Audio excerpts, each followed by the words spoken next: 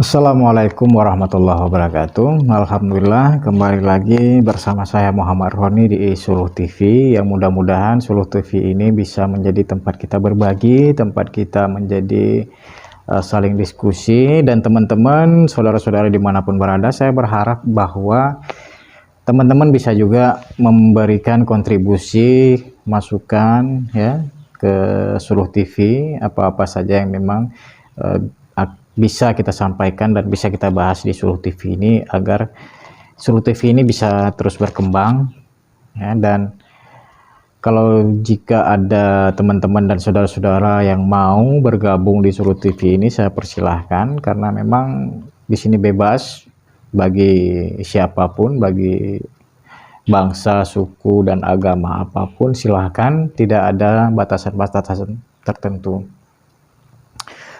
Alhamdulillah, kita pada hari ini, yang memang pada saat ini sebagian besar negara kita, Republik Indonesia, lagi sedang dilanda atau sedang mengalami musim hujan ya. Ya, kalau di daerah saya, khususnya di daerah Aceh Timur, itu sekarang ini lagi musim-musim hujan gitu. Jadi setiap hari hujan, buat kita dingin, enak tidur gitu ya. Ya, alhamdulillah, walaupun kita sedang mengalami musim penghujan, kita harus tetap semangat. Walaupun mungkin di rumah tidak ada beras, tidak ada uang untuk beli beras, beli makan ya, tapi kita jangan pernah lupa bahwa kita sudah hidup di dunia ini bertahun-tahun sejak kita lahir ya. Tuhan tidak pernah meminta balasan dari apa yang sudah diberikan, dan kita harus dan wajib patut untuk mensyukuri itu semua, walaupun secara penilaian kita hidup dalam serba yang kekurangan. Baik, kurang ganteng, kurang cantik, kurang makan, kurang duit ya, yang parah kurang duit ya. Ya, oke. Di sini saya ingin bincang-bincang dengan teman-teman tentang apa yang sebenarnya terjadi di saat Aceh itu bergejolak ya. Jadi Aceh itu dikenal dengan provinsi yang kaya, baik itu di minyak bumi, gas alam ya, bahkan sektor pertaniannya juga melimpah. Jadi Aceh itu sejak dulu ya, ini yang menurut ingatan saya ya, ketika diberlakukannya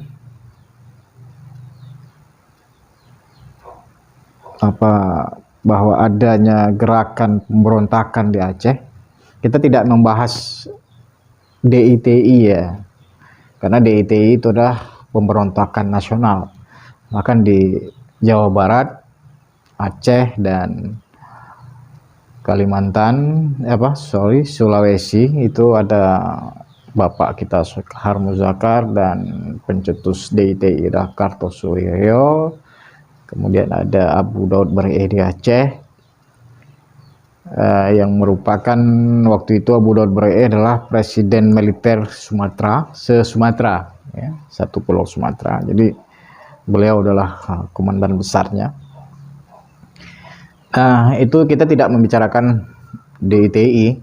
Jadi kita membicarakan saat-saat pemberontakan yang memang banyak istilah-istilah bagi pemberontak di Aceh itu. Ada yang namanya GAM, Gerakan Aceh Merdeka, kemudian GPK, Gerakan Pengacau Keamanan ya. Jadi banyak istilah-istilahnya lah. Jadi sejak tahun 78, sejak diproklamirkannya Aceh Merdeka ya, Mungkin lebih parah kalau dulu kan masih masa pemerintahan Presiden Soeharto ya. Jadi masa pemerintahan Presiden Soeharto, kemudian berlanjut ke B.J. Habibie, terus Abdurrahman Wahid, terus ke Presiden Megawati, dan sebentar masa SBY ya, masa Susilo Bambang Yudhoyono. Jadi Aceh itu terus bergejolak ya, banyak korban jiwa di Aceh ini. Terus kenapa terjadi pemberontakan di Aceh? Karena pemberontakan di Aceh, sebagian orang mengatakan bahwa di Aceh itu bukan pemberontakan sih. Mereka menuntut hak, mereka menuntut hak mereka. Kemana? Karena waktu itu jelas ketimpangan pembangunan sosial, baik itu di sektor pendidikan, di sektor infrastruktur, ya, itu Aceh itu jauh tertinggal dengan daerah lain. Contoh tetangganya daerah Sumatera Utara. Jadi jauh tertinggal ya, jauh tertinggal dari daerah-daerah yang lain, sehingga masyarakat Aceh, terutama tokoh-tokoh Aceh yang memang mencetuskan gerakan Aceh Merdeka, itu Abu Muhammad Nasandi Tiro dan beserta rekan-rekannya, mereka memang meminta bahwa kehidupan masyarakat Aceh itu lebih, ya, harus lebih baik lagi daripada yang sudah ada. Jadi aset-aset yang ada di Aceh itu, ya, kalau bisa putra-putra terbaik Aceh lah yang mengelola, sehingga tidak seperti tempo-tempo dulu ya. Jadi banyak aset Aceh itu orang asing yang mengeruk. Jadi seperti Exxon, Mobil itu kan punya Amerika ya. Jadi bukan untuk masyarakat Aceh. Jadi cuman sedikit sekali, bahkan tenaga kerjanya juga sedikit yang terserap dari orang-orang Aceh atau orang-orang yang tinggal di Aceh. Karena kalau kita katakan bahwa pergerakan Aceh Merdeka, itu kan berbicara tentang politik ya. Jadi kalau salah-salah bicara juga bisa jadi masalah gitu. Ya termasuk saya sih. Kalau salah-salah saya berbicara, ya saya juga akan jadi masalah. Nah, jadi hal ini sebenarnya sih perjuangan mereka yang saya tahu ya, perjuangan gerakan Aceh Merdeka itu sih positif. Positifnya di mana? Mereka itu memang benar-benar pada gerakan awal ya, pada gerakan awal mereka tuh benar-benar yang memang murni untuk memerdekakan Aceh menjadi sebuah negara. Tapi lambat laun gerakan-gerakan ini sudah disusupi. Ada yang memang punya kepentingan pribadi di situ, ada yang punya kepentingan kelompok di situ. Jadi ada beberapa kepentingan, sehingga gerakan-gerakan Aceh ini, gerakan Aceh Merdeka ini tidak jelas lagi arahnya kemana.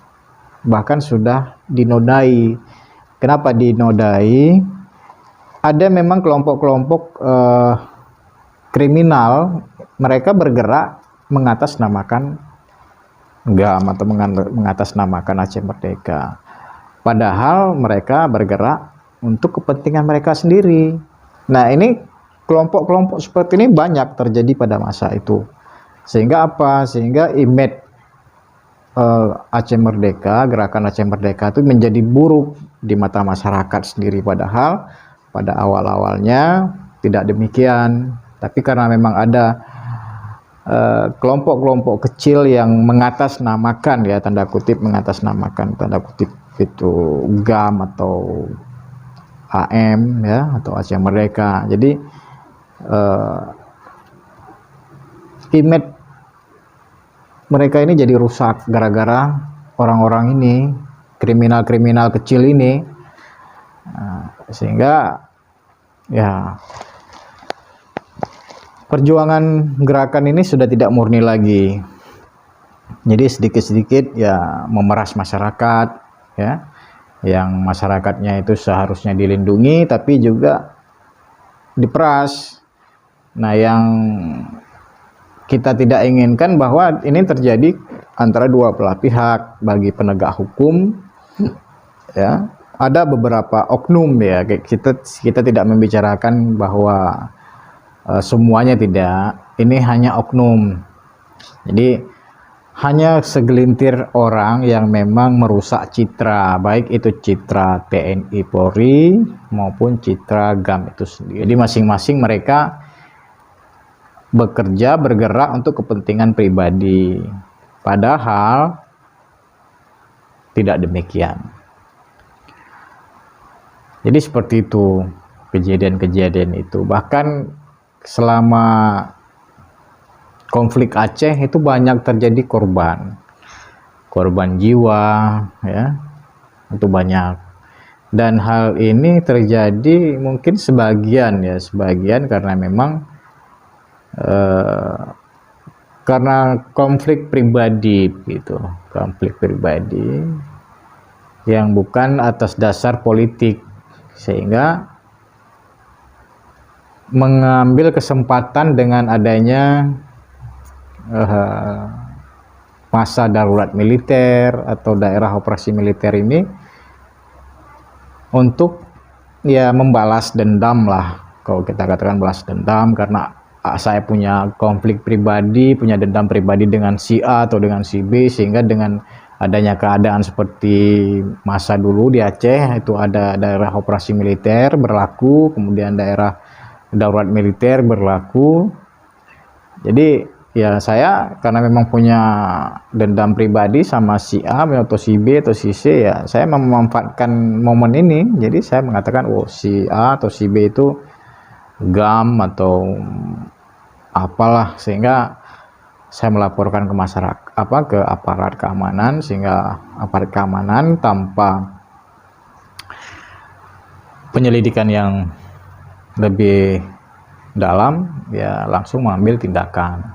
Dan ini sering terjadi di Aceh, dan banyak sekali kejadian-kejadian seperti ini di daerah-daerah Aceh. Inilah yang menjadi perjuangan Aceh itu tidak murni lagi sih.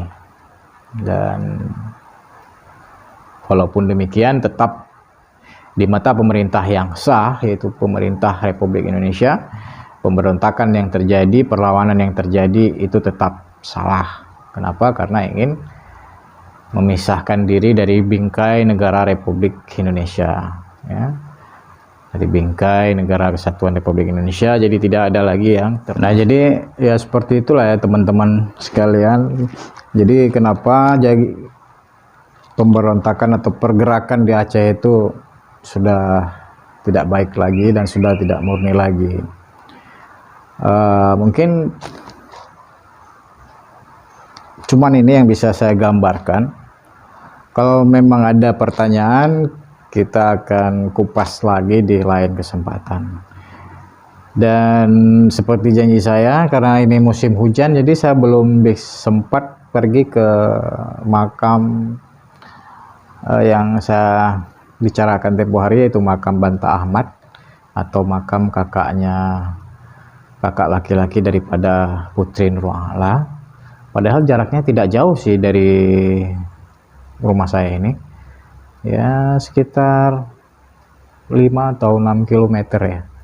Tapi karena memang ini musim hujan, kemudian letak makam beliau itu di bukit, di atas bukit yang tinggi, agak terjal, jadi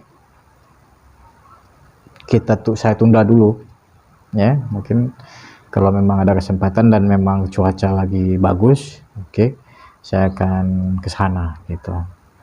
Tapi terus terang saya belum pernah ke sana sama sekali, ya. Saya belum pernah ke sana sama sekali. Jadi saya belum tahu dan saya masih bertanya-tanya. Saya akan tanya-tanya di mana letak posisinya yang sebenarnya makam tersebut. Oke, cuman ini yang bisa saya sampaikan. Mungkin di lain kesempatan kita akan bincang-bincang kembali, dan mudah-mudahan kita selalu dalam keadaan sehat walafiat. Assalamualaikum warahmatullahi wabarakatuh.